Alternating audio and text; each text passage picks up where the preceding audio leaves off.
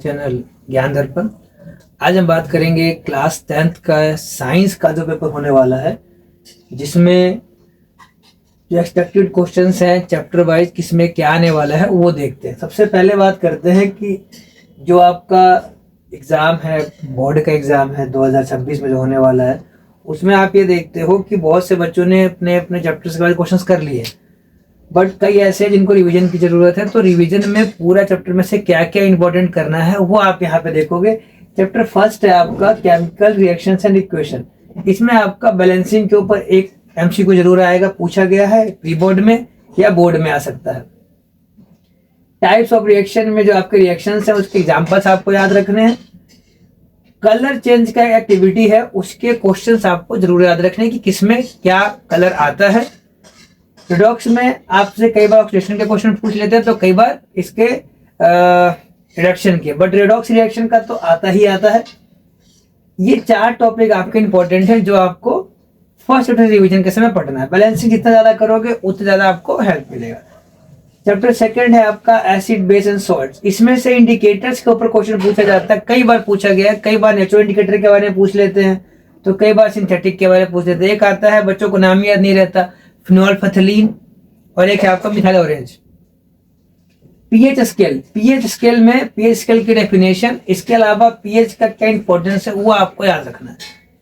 क्लोर alkali processes, इसमें क्या क्या बनता है वो आपका रिएक्शन के साथ याद रखना। दूसरा, इसमें जो बनते हैं उसका कहाँ का यूज होता है, baking soda, washing soda, plaster of Paris, इनका क्या यूजेस है वो आपको इसमें याद रखना है।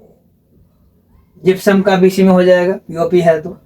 चैप्टर थर्ड आपका मेटल नॉन मेटल। सबसे पहले तो इनकी प्रॉपर्टीज, फिजिकल प्रॉपर्टीज आप 8th क्लास में याद कर चुके हो, लेकिन केमिकल प्रॉपर्टीज आपको यहाँ याद रखना पड़ेगा एग्जाम के पॉइंट ऑफ व्यू से। रिएक्टिविटी सीरीज के ऊपर एक क्वेश्चन प्री बोर्ड में पूछा गया है, आपके बोर्ड में पूछ सकते हैं। एक्सेप्शन हर केस का आपको याद रखना है, जैसे कि मेटल का केस अगर याद रखोगे कि सारे मेटल्स आपका सॉलिड होता है, लेकिन एक्सेप्शन है उसका मरकरी, तो ऐसे ही आपका इसमें भी एक्सेप्शन HNO3 का जब रिएक्शन होता है मेटल के साथ तो कौन सी गैस निकलती है। कैल्सिनेशन और रोस्टिंग आपका मेटलर्जी के टॉपिक में से हैं जो आपको याद करने हैं। इलेक्ट्रोलाइटिक रिफाइनिंग डायरेक्ट क्वेश्चन पूछ सकते हैं। चैप्टर फोर्थ आपका कार्बन इट्स कंपाउंड। इसका तो सबसे इंपॉर्टेंट पहला तो आपका IUPAC नेम तो आता ही आता है। 9th में थे तो इसका फुल फॉर्म पढ़ा था आपने, IUPAC का international union for pure and applied chemistry. यहाँ आपका IUPAC नेम देना पड़ रहा है। फिर आता है इलेक्ट्रॉन डॉट स्ट्रक्चर, ये आप एथेनॉल का बनाना है, चेक करना है कैसे बनाते हो आप, और एक कार्बन डाइऑक्साइड का। होमोलोगस सीरीज की डेफिनेशन, या कई बार ये बोलते हैं कि इसका होमोलोगस सीरीज में कौन सा वाला ऐसा कंपाउंड जो इसके साथ होमोलोगस में है। होमोलोगस वही जिसके दो के बीच में CH2 का डिफरेंस होता है, या अगर मास यूनिट की बात करें तो 14 मास यूनिट का डिफरेंस होता है।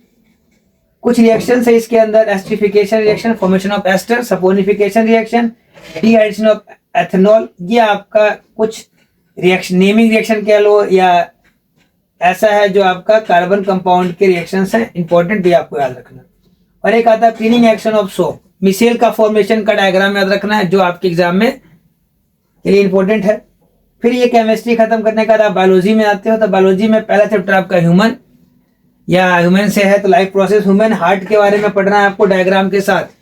कई बार डायग्राम बनाने के लिए आ जाता है, तो कई बार डायग्राम बना हुआ आता है, लेवल करने के लिए बोल देते हैं और पूछते हैं कि ए लेवल किया है आपने तो उसका क्या फंक्शन है।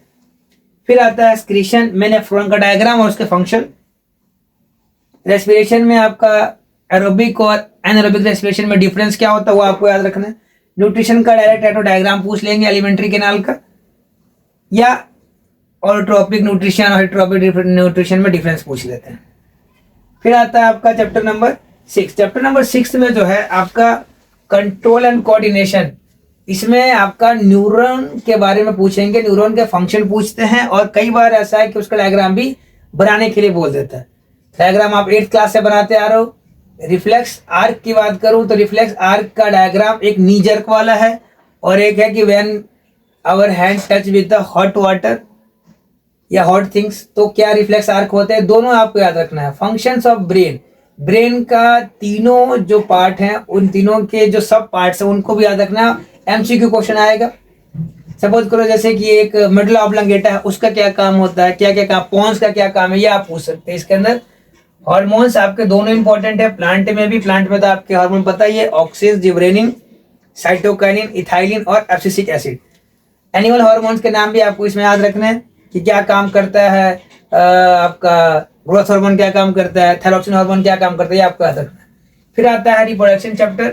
इसमें सबसे इंपॉर्टेंट है आपका सेक्सुअल और सेक्सुअल में डिफरेंसेस, और असेक्सुअल के अंदर भी चले जाओ तो बडिंग का डायग्राम जो कि आपका अमीबा में होता है, ये आपको याद रखना है। वेजिटेटिव प्रोपगेशन के बारे में पूछ सकते हैं, कई बार पूछते हैं कि इसका वेजिटेटिव प्रोपग्यूल्स क्या है, पार्ट्स क्या है। रिप्रोडक्शन में डायग्राम या तो मेल का आएगा या फीमेल का, अगर दोनों आते हैं तो ऑप्शन में आएंगे। एसटीडीज के ऊपर एमसीक्यू आएगा जो आपको याद रखना है। एक एड्स के बारे में आता है कि right full form of AIDS, तो आपका फुल फॉर्म लिखना है उसका। इतने ही टॉपिक्स आपको रिप्रोडक्शन चैप्टर के अंदर आपको पढ़ने हैं। रिवीजन के हिसाब से कर लो या पहली बार पढ़ रहे हो तो उस हिसाब से पढ़ सकते हो। फिर आप एसटीडी के बाद जो है आपका चैप्टर नंबर 8 आता है। तो चैप्टर नंबर 8 में है आपका हेरिडिटी। हेरिडिटी में आपका आता है जो मेंडल्स के लॉ हैं, तीनों लॉ हैं मेंडल्स के, वो आपको याद करना है इसके अंदर। और कोशिश ये करना कि एनसीईआरटी में लाइन दे रखी है उस हिसाब से आप याद करो। मोनोहाइब्रिड क्रॉस का कई बार टी, कैपिटल टी और स्मॉल टी के बीच में क्रॉसिंग दिखाएंगे, ये आपको यहाँ पे याद रखना, 2 बार प्रैक्टिस करके जाना। डिफरेंस कर रखा है क्वाड और ट्रेट्स के अंदर। कुछ ट्रेट्स ऐसे होते हैं जो आप हमें स्टार्टिंग से ही मिलते हैं, जन्मजात होते हैं, और कुछ ऐसे होते हैं जो आप एक्वायर करते हो। तो इनमें डिफरेंस आता है, हमेशा पूछ लेते हैं कि इनके अंदर डिफरेंस बताओ, और कई बार तो डेफिनेशन पूछ लेते हैं।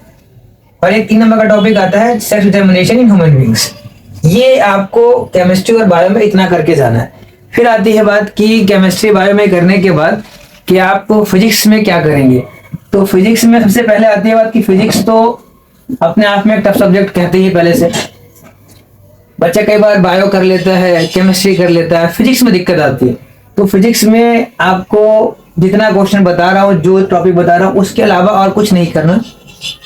प्रैक्टिस भी करना है तो आपको इसी के पीवाई क्यूपी करने हैं, सैंपल पेपर लगाने हैं, कम से कम 5 सैंपल पेपर करके जाओ एग्जाम के लिए, वो बेनिफिट रहेगा, एग्जाम में फायदा मिलेगा आपको इससे। तो लाइट चैप्टर के अंदर सबसे पहला पूछा जाता है कि न्यूमेरिकल्स। फिजिक्स में न्यूमेरिकल के बगैर तो फिजिक्स है ही नहीं, तो मिरर फॉर्मूला के ऊपर न्यूमेरिकल पूछा जाएगा, लेंस फॉर्मूला के ऊपर न्यूमेरिकल पूछा जा सकता है। पावर ऑफ लेंस के बारे में पूछ सकते हैं। रे डायग्राम काफी इंपॉर्टेंट है, दोनों का करके जाना है आपको, कॉन्वेक्स का भी, कॉनकेव का भी, मिरर का भी और लेंस का भी। और एक स्नेल्स लॉ आता है कि sine I upon sine R is always constant. Reflection के लॉ में भी आता है, आप इसको याद रखिएगा। ह्यूमन आई से सबसे पहले तो ह्यूमन आई का डायग्राम याद रखना है। कई बार डायग्राम बनाने के लिए बोल देते हैं, कई बार लेबलिंग करके उसका फंक्शन लिखने के लिए बोलते हैं कि क्या फंक्शन है उसका। डिफेक्ट्स आपके 3 है आपकी बुक में, 2 करके जाना है, एक मायोपिया और एक हाइपरमेट्रोपिया। प्रेस मायोपिया का कभी कभी पूछते हैं, कभी कभी नहीं पूछते। अगर प्रेस मायोपिया का है तो सिंपल याद रखिएगा, ये एक ओल्ड एज में होता है जनरली।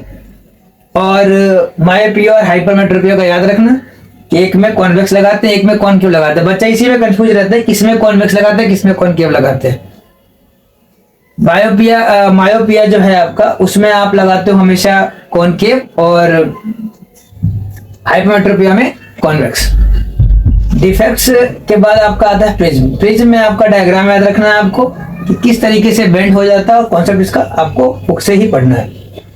इलेक्ट्रिसिटी में आपको न्यूमेरिकल करके जाना है, एग्जाम्पल्स जरूर करके जाओ। और इसके लास्ट में जो क्वेश्चन है, जो थ्योरी वाले क्वेश्चन है, सबसे आखिरी क्वेश्चन, उसमें 5 पार्ट दे रखे, वो जरूर करके जाना।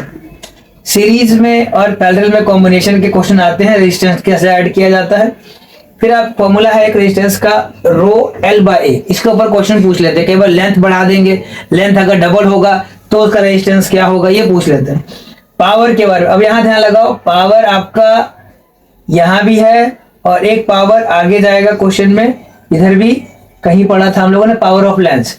इन दोनों में डिफरेंस ध्यान रखना। अगर सिर्फ पावर पूछा है तो इलेक्ट्रिसिटी की बात हो रही है, और अगर पावर ऑफ लेंस पूछा है तो आप ध्यान रख, दोनों का यूनिट भी अलग अलग है। पावर ऑफ लेंस अगर पूछेगा, यूनिट निकालोगे तो वो आपका डायोप्टर आएगा, लेकिन यहाँ पावर का वॉट आएगा। हीटिंग इफेक्ट ऑफ जूल के ऊपर क्वेश्चन आता है, न्यूमेरिकल पूछ सकते हैं। H बराबर I² RT होता है। ओम्स लॉ तो आपने स्टार्टिंग में स्टडी से शुरू करते बच्चा आराम से ओम्स लॉ याद कर ही लेता है कि V = IR। कई बार स्टेटमेंट याद ना हो, आप ये टर्म भी लिख दोगे, मार्क्स मिल सकते हैं। मैग्नेटिक फील्ड में आपको मैग्नेटिक इफेक्ट्स में करना है आपका फ्लेमिंग्स के दोनों रूल याद कर लेना। यहाँ में लेफ्ट लिखा है, आप दोनों रूल याद करना, लेफ्ट से क्वेश्चन ज्यादा आते हैं। सोलेनोइड का डायग्राम याद रखना है। बड़ी क्लास में आओगे, साइंस लेते हो तो सोलेनोइड के अलावा और भी पढ़ोगे, टोरॉइड वगैरह भी होता है, लेकिन फिलहाल यहाँ सोलेनोइड के बारे में पढ़ना। मैग्नेटिक फील्ड लाइंस की प्रॉपर्टीज याद रखनी है, जो प्रॉपर्टी आपकी बुक में दे रखा है उसी को याद रखना। एक खास प्रॉपर्टी है, इसमें कहते हैं कि magnetic field line never cross each other, मतलब मैग्नेटिक फील्ड लाइन कभी ऐसा कट के नहीं जाएगा। रीजन क्या है कि अगर कभी ऐसा हुआ तो एक ही पॉइंट पे दो टेंजेंट दिखेगा, जो कि पॉसिबल नहीं है। फ्यूज, शॉर्ट सर्किटिंग, ओवरलोडिंग, इनकी डेफिनेशन याद करनी है। इसके बाद आ जाते हैं आप 13 चैप्टर पे, जो कि आपका आवर इन्वायरमेंट। आवर इन्वायरमेंट में 3 ही टॉपिक इंपॉर्टेंट है। एक आपका 10% लॉ, बाकी प्रोड्यूसर्स, कंज्यूमर, उनकी डेफिनेशन याद रख लेना। ओजोन के बारे में है, ओजोन से एक चीज पूछ लेते हैं, यूएनईपी का फुल फॉर्म बताइए। सीएफसी का बच्चों को याद रहता है, क्लोरोफ्लोरोकार्बन्स। यूएनईपी का भूल जाते हैं, यूनाइटेड नेशन एनवायरनमेंट प्रोग्राम, तो वो भी याद रखना कि 1986 में ये किया गया था, जिससे कि ओजोन लेयर की डिप्रेशन को बचाया जा सके।